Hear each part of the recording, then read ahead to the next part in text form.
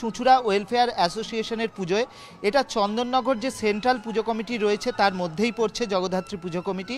যদিও এটা চুঁচুড়া welfare association. এখানে এই হচ্ছে প্রতিমা, সেই প্রতিমা করা হয়েছে। প্রতিমা যেরকম খুব সুন্দরভাবে সাজানো হয়েছে সেরকমভাবেই এই 24 বছরে পা দিল এই পুজো। এবং আমরা দেখতে পাচ্ছি কন্যাশ্রীর থিমের সঙ্গে সাজুজ্য রেখে এখানে যেরকম সাইকেল রাখা হয়েছে, এখানে বিভিন্ন পুতুল দিয়ে সাজানো হয়েছে, কন্যাশ্রীকে তুলে ধরা হয়েছে। এখানে আমরা দেখতে পাচ্ছি স্লেট, সেই প্রত্যেকটি স্লেটে কিন্তু ড্রয়িং করা রয়েছে।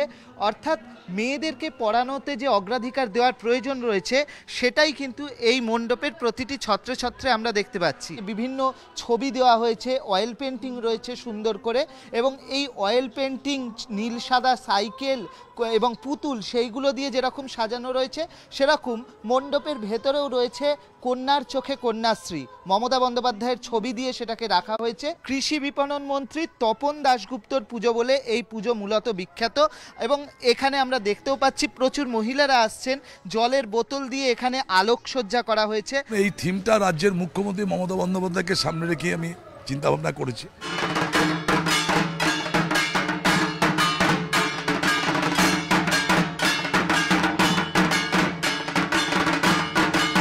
কলকাতায় যেরকম অরূপ বিশ্বাসের পুজো, ফিরহাদ হাকিমের পুজো রয়েছে, সেরকম এই পুজো তপন দাশগুপ্ত